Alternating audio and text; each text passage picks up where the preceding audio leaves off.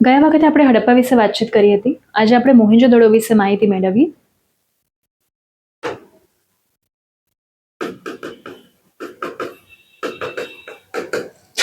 સૌથી પહેલા આપણે જોઈએ મોહેંજો-દડોની શોધ કોણે કરી અને ક્યારે થઈ.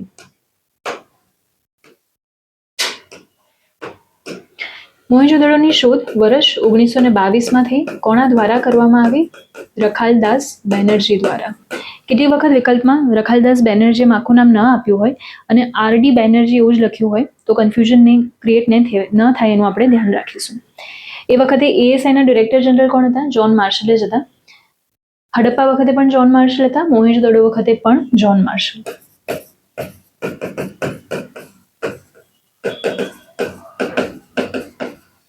બીજી કેટેગરી આપણે જે લેવી છે એ છે મોહેંજો-દડોનું લોકેશન.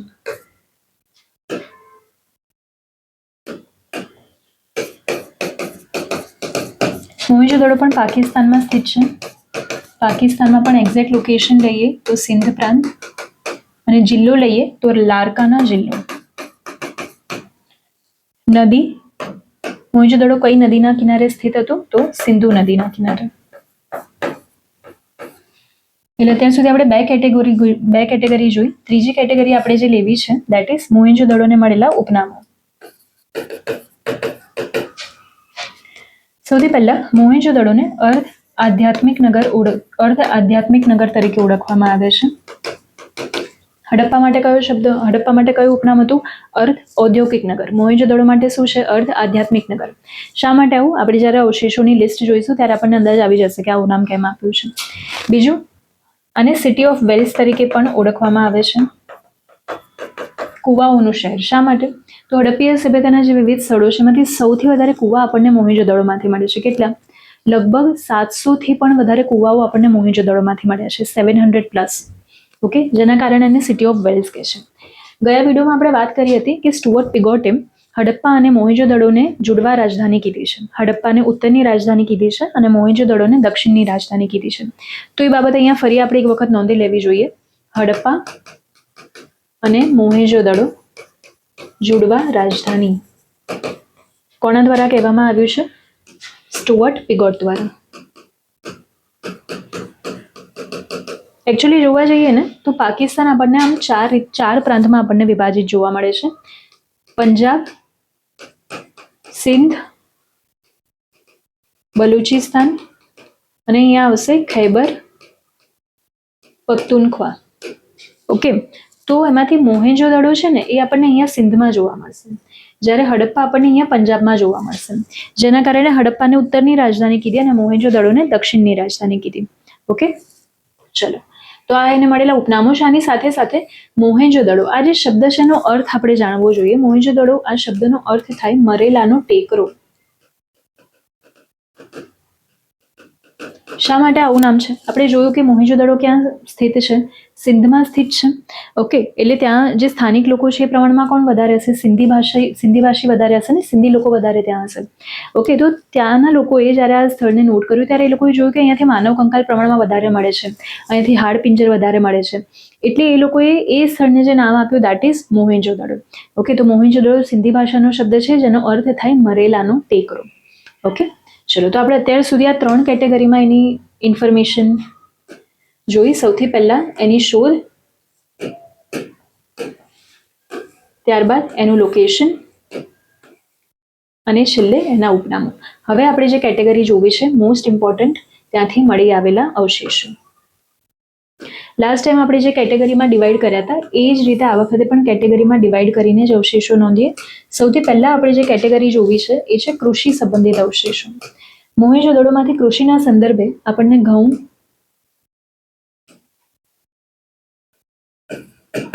જવ, કપાસ, ખજૂર અને કઠોળના નમૂનાઓ આપણને મળી આવે છે. આ ઉપરાંત આપણને અહીંયાથી તાંબાની કુહાડી મળે છે અને એક વિશાળ અન્નાગાર મળે છે. આપણે હડપ્પા વખતે પણ વાત કરી હતી કે હડપ્પામાંથી પણ એક અન્નાગાર મળે છે. હા, મોહેંજો-દડોમાંથી પણ અન્નાગાર મળે છે, પણ પણ ખાસ યાદ રાખવાનું છે કે હડપ્પામાંથી આપણને મલ્ટિપલ ગ્રેનરીઝ મળે છે. આપણે જોયું હતું કે આપણને 12 અન્નાગાર ત્યાંથી મળે છે. 2 હરોળ છે, એક હરોળમાં 6, બીજી હરોળમાં 6, એમ કરીને 12 અન્નાગાર મળે છે. એટલે જો મલ્ટિપલ ગ્રેનરીઝ પૂછે તો હડપ્પા.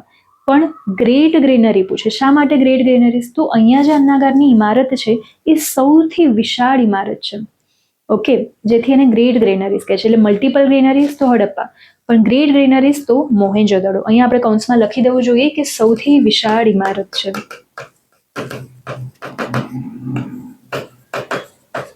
ઓકે, ચલો બીજી કેટેગરી આપણે લઈએ તો બીજી કેટેગરી આવશે વેપાર વાણિજ્ય.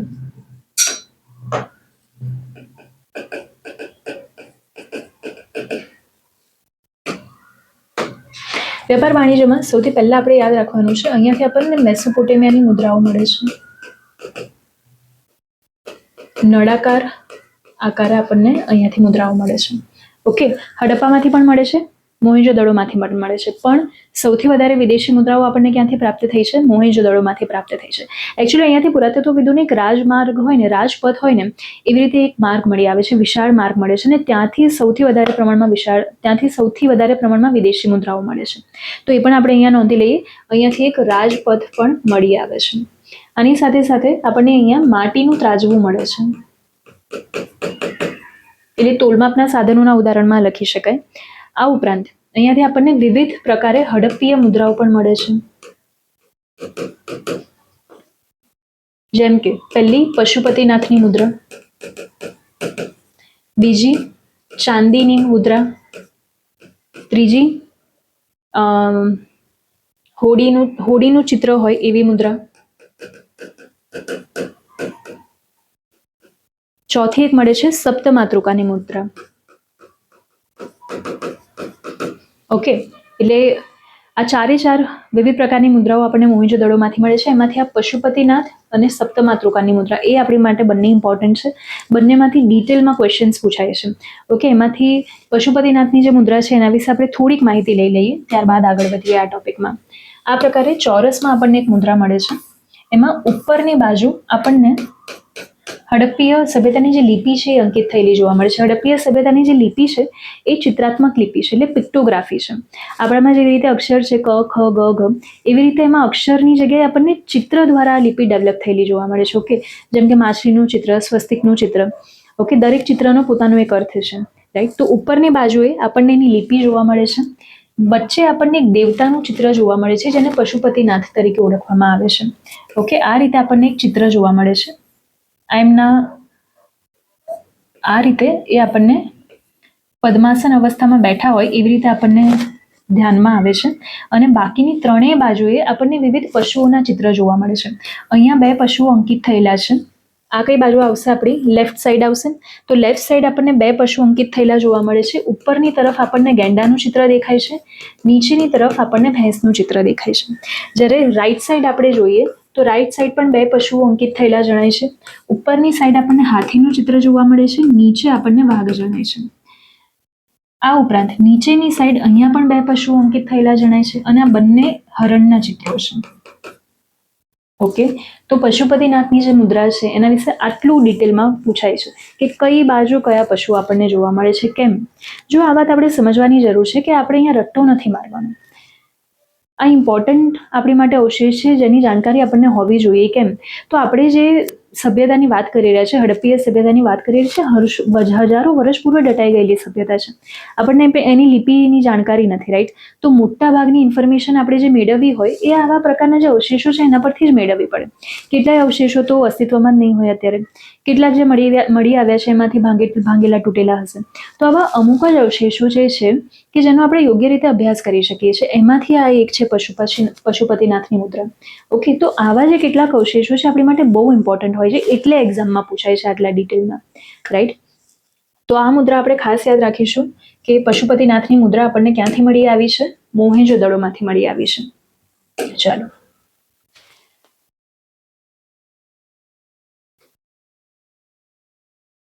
નેક્સ્ટ કેટેગરી આપણે જે લેવી છે દેટ ઇઝ શિલ્પ અને ઉદ્યોગ.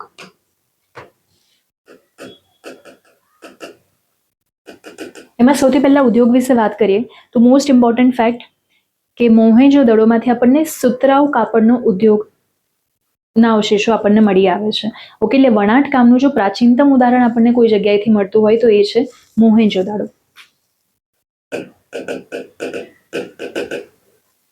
ઓકે, આવું આપણે શેના પરથી કહીએ છીએ કે ત્યાં સુતરાઉ કાપડનો ઉદ્યોગ હશે, ત્યાંમાં આપણને 2-3 અવશેષો મળે છે. એમાંથી સૌથી પહેલો અવશેષ જે આપણે યાદ રાખવાનું છે તો આપણને કાપડનો ટુકડો મળી આવે છે.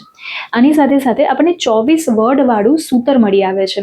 એટલે કાપડ હજુ વણાયું ના હોય એના પહેલા જે એના તાંતણા હોય એને જે રીતે વીટેલા હોય એ પ્રકારના અવશેષો આપણને મોહેંજો-દડોમાંથી મળી આવે છે. તો આપણને કાપડ મળે છે અને એની સાથે સાથે 24 વડવાળું સૂતર મળી આવે છે.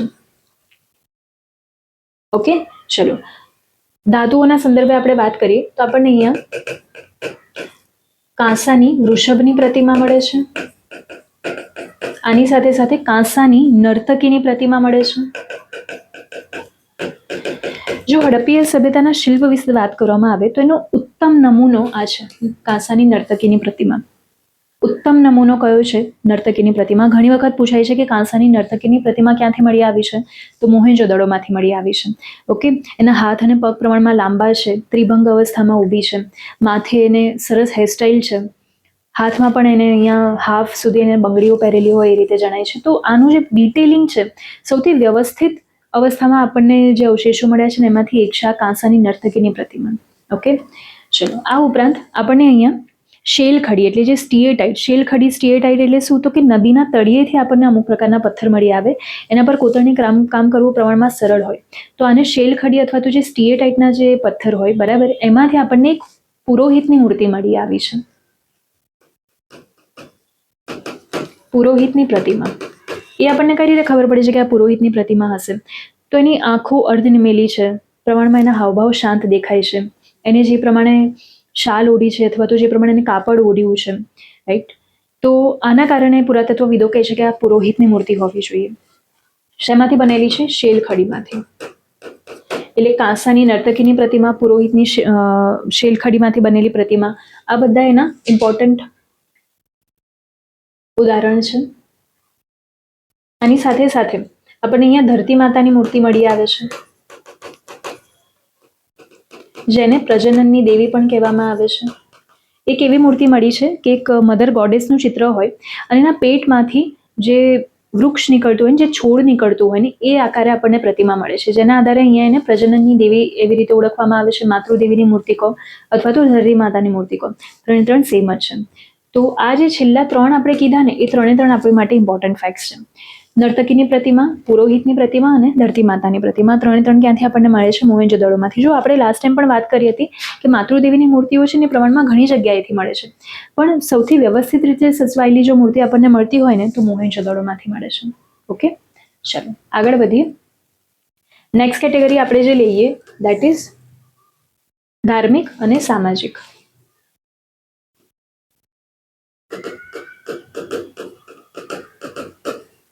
અહીંયાથી આપણને એક સભાખંડ મળે છે, એની સાથે સાથે એક સ્નાનાગાર મળે છે. હવે આપણે જોઈએ કે સ્નાનાગાર તો એ ધાર્મિકમાં કેવી રીતે આવશે? તો પુરાતત્વવિદોનું કહેવું એવું છે કે એનું જે પ્રમાણેનું બાંધકામ છે એ પ્રમાણે એવું લાગે છે કે આ સ્નાનાગારનો ઉપયોગ એ કેટલીક ધાર્મિક વિધિઓ માટે થતો હોવો જોઈએ. જેમ કે અત્યારે આપણે કોઈ જગ્યાએ પૂજામાં કે પૂજા પાઠમાં બેસવું હોય તો આપણે સ્નાન કરીએ, જેને આપણે પવિત્ર કામ ગણીએ અને ત્યારબાદ પૂજા પાઠમાં બેસીએ.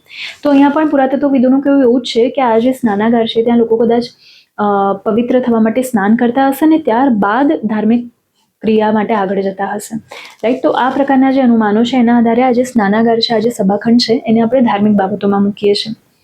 આની સાથે સાથે અહીંયા આપણે જેટલા પણ ઉદાહરણ જોયા એ છેલ્લે ધાર્મિક બાબતોમાં તો આવે જ, જેમ કે પુરોહિતની મૂર્તિ, સપ્તમાતૃકાની મુદ્રા, પશુપતિનાથની મોહર. તો આ બધી જે બાબતો છે એ છેલ્લે તો ધાર્મિક બાબતોમાં આવવાની છે, તો એ સેમ બેઠા ઉદાહરણ તમે અહીંયા ટાંકી શકો છો. સામાજિક બાબતમાં વાત કરીએ તો આપણને મોહેંજો-દડો પણ હડપ્પાની જેમ 2 નગરમાં વિભાજિત થયેલું જોવા મળે છે. જે પશ્ચિમ બાજુ છે ત્યાં આપણને શાસક વર્ગ જોવા મળશે અને પૂર્વ બાજુ આપણને સામાન્ય વર્ગ જોવા મળશે. ઓકે, ચલો નેક્સ્ટ કેટેગરી આપણે જે લેવાની છે એ છે વિશેષ. વિશેષમાં મોહેંજો-દડોમાં ઘણા બધા ઉદાહરણ આવશે. મોહેંજો-દડોમાંથી જે મળેલા અવશેષો છે ને મોટા ભાગના ક્વેશ્ચન્સ એમાંથી હોય છે પ્રિલિમ્સમાં. ઓકે, તો આમાંથી મળેલા જે અવશેષો છે ને ખરેખર ઇમ્પોર્ટન્ટ છે, એની લિસ્ટ પણ લાંબી થશે અને એવું લાગશે બધા સ્પેશિયલ જ છે. ઓકે, પણ નો વે આઉટ. ચલો, આમાં વિશેષમાં સૌથી પહેલા અહીંયા જેટલા નોંધ્યા છે એમાંથી જ આપણે જો લેવાના થાય તો સૌથી પહેલા આવશે અન્નાગાર, અહીંયાથી આવશે સ્નાનાગાર, સભાખંડ, પુરોહિતની મૂર્તિ, નર્તકીની મૂર્તિ,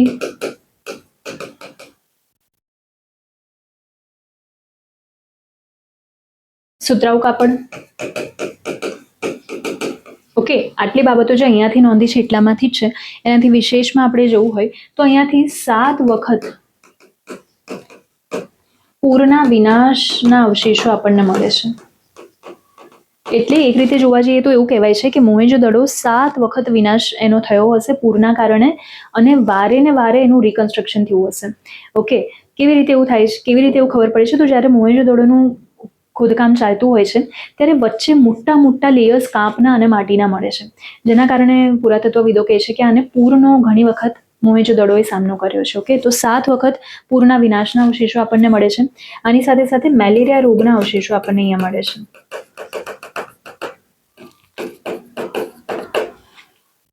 ઓકે, આ ઉપરાંત સૌથી વધારે કુવા, સૌથી વધારે માનવ કંકાલ, સૌથી મોટી ઈંટ એ પણ આપણને મોહેંજો-દડોમાંથી મળે છે. સૌથી મોટી ઈંટ એટલે શું સમજવાનું? તો હડપ્પીય સભ્યતાના જે બાંધકામ છે ને ત્યાં ઈંટના પણ આપણને કેટલાક ચોક્કસ પ્રમાણમાં એનું માપ જોવા મળે છે.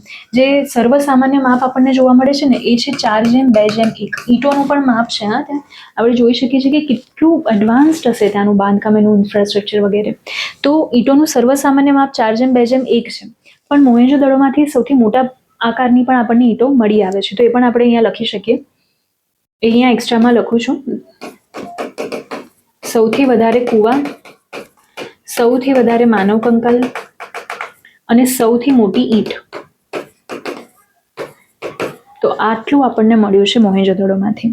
ઓકે, અને જે પાંચમી એક છેલ્લી કેટેગરી બાકી રહે છે એ છે મોહેંજો-દડોની વિશેષતા આપણે જોવાની રહેશે.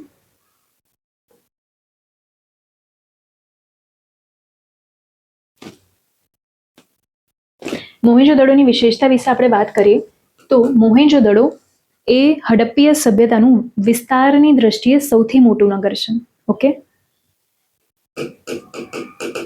વિસ્તારની દ્રષ્ટિએ સૌથી મોટું નગર છે. આ ઉપરાંત વર્ષ 1980માં યુનેસ્કોએ મોહેંજો-દડોને વર્લ્ડ હેરિટેજ સાઇટ તરીકે ઘોષિત કરી. ઓકે, તો આ બે આની વિશેષતાઓ આપણે ખાસ યાદ રાખીશું. વિસ્તારની દ્રષ્ટિએ સૌથી મોટું નગર છે અને 1980માં યુનેસ્કો દ્વારા આને વર્લ્ડ હેરિટેજ સાઇટમાં સામેલ કરવામાં આવી. So this is all about Mohenjodaro. કદાચ એકાદ વસ્તુ રહી ગઈ હોય તો એ અહીંયા તમે પીપીટીમાંથી લખી શકશો.